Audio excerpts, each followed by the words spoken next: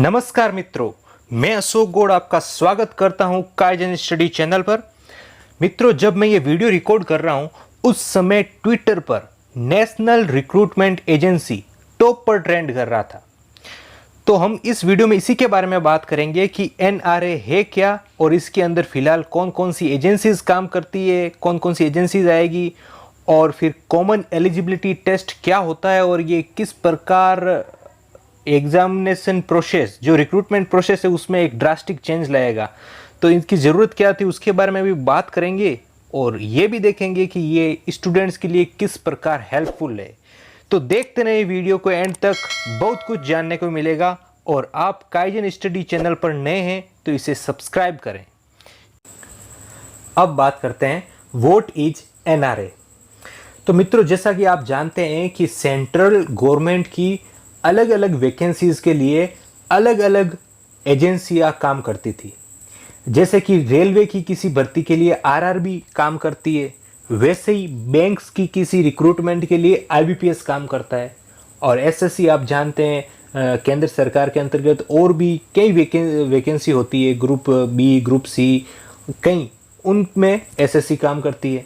ठीक है, तो इस प्रकार ये अलग अलग एजेंसियां काम करती थी। इनके अलग अलग तौर तरीके थे, अलग अलग इनके लिए फीस थी, सब कुछ अलग था।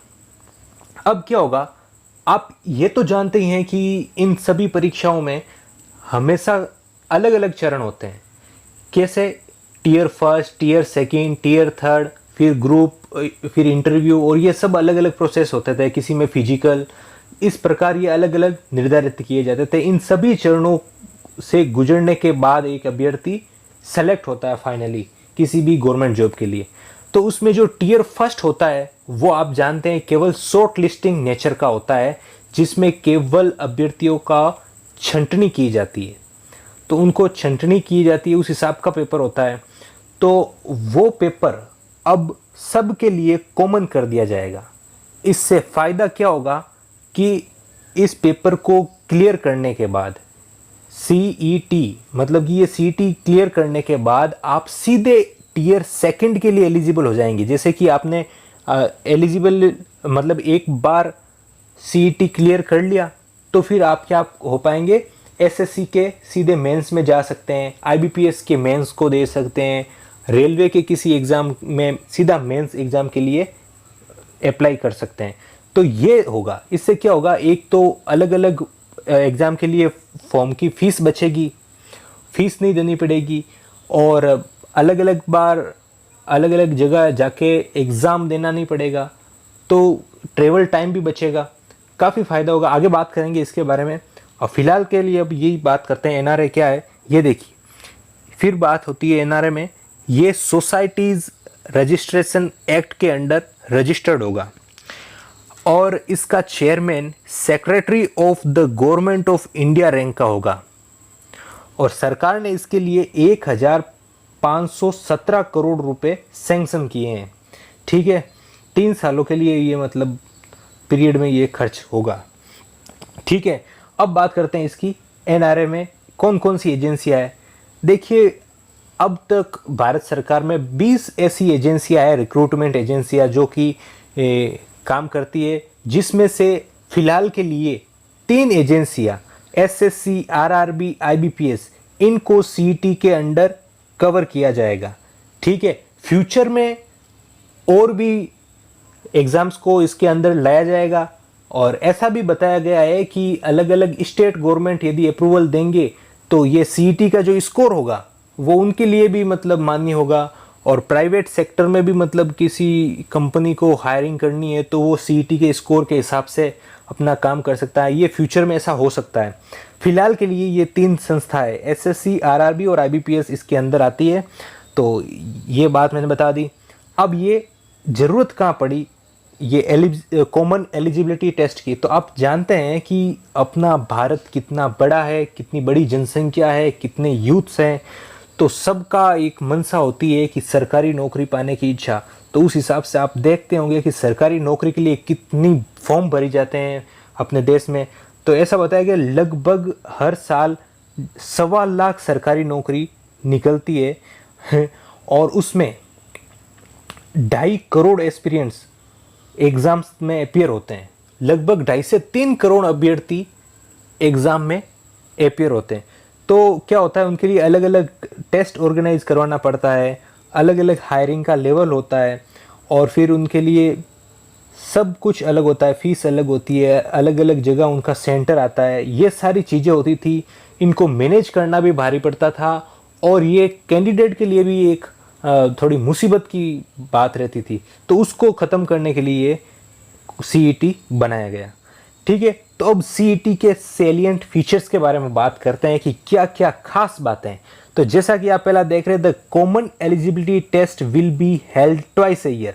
ये प्रत्येक साल में 2 बार हो गया, 6 महीने में 2 बार होगा सीईटी। ठीक है, फिर क्या होगा, ये अलग अलग लेवल का होगा, जैसे कि 10वीं पास के लिए अलग लेवल, 12वीं पास के लिए अलग, और ग्रेजुएशन और उससे ऊपर के लिए अलग।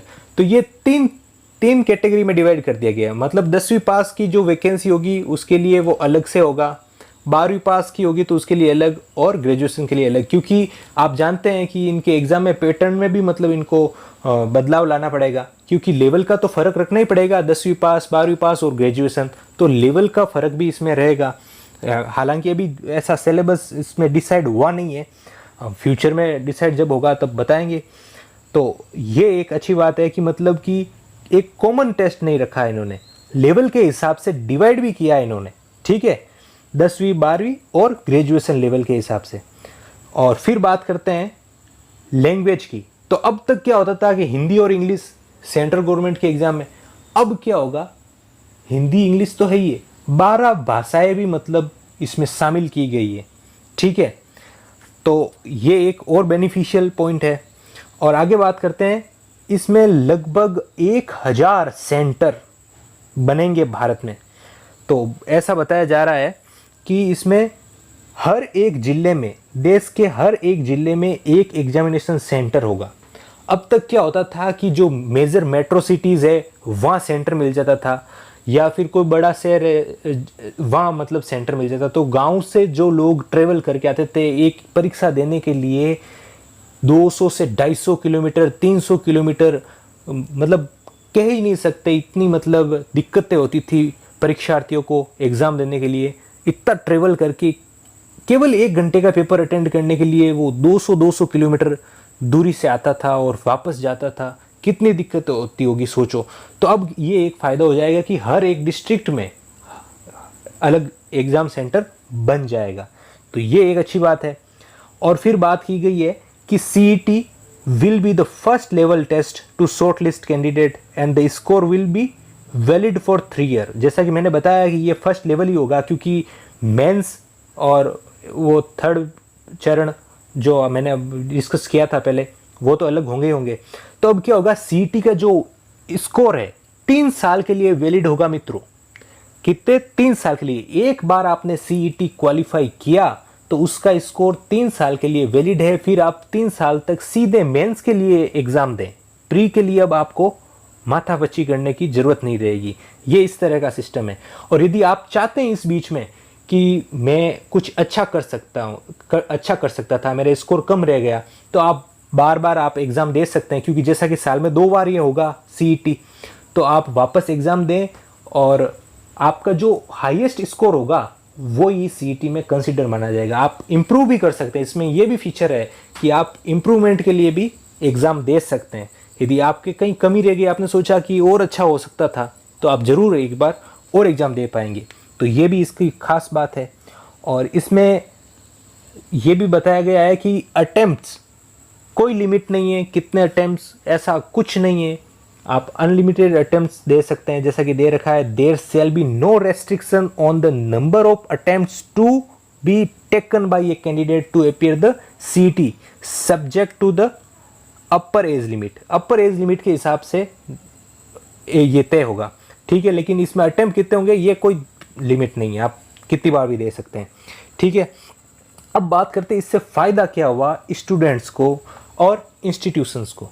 तो मित्रों, जैसा कि आप जानते हैं, इससे क्या होगा, बार बार एग्ज़ाम देने का जो दिक्कत थी ये ख़त्म हो जाएगी। Removes the hassle of appearing in the multiple examination. दूसरी बात करते हैं, single examination fee would reduce financial burden.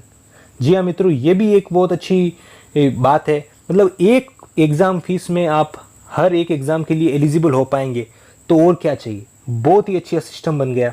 ठीक है, एक अभ्यर्थी जो एसएससी की तैयारी कर रहा है या बैंक की तैयारी कर रहा है, वो कम से कम 2 या 3 एग्ज़ाम तो देता ही है। ठीक है ना, तो वो दिक्कत ख़त्म हो गई। केवल एक फीस लगेगी और वो तीनों चारों परीक्षाओं के लिए एलिजिबल हो जाएगा, और उसको 4 बार परीक्षा भी नहीं देनी पड़ेगी। परीक्षा तो उसे एक बार ही देनी है और क्वालिफाई होकर सीधा मेंस के लिए जाना होगा। तो एक तो ट्रेवल का भी वो बच जाएगा, बार बार एग्ज़ाम देने के लिए ट्रेवल करना पड़ता था, वो भी ख़त्म। और वो इसमें ये भी दे रखा है, जो एग्ज़ाम की डेट क्लैश हो जाती थी, कभी कभी ऐसा हो जाता था कि 2 परीक्षाओं की डेटें आपस में भिड़ जाती थी, तो अभ्यर्थी परेशान हो जाता था कि किसको प्रायोरिटी दे किसको नहीं दे। तो इस प्रकार की दिक्कतें भी ख़त्म हो जाएगी इसमें। ठीक है, और रजिस्ट्रेशन के लिए भी सिंगल पोर्टल ही होगा। ठीक है, तो इसमें वो भी दिक्कत ख़त्म, एक ही जगह जाके आपने रजिस्टर करना है बस। ठीक है, और ये single examination will be held every district, ये मैंने आपको बताया था।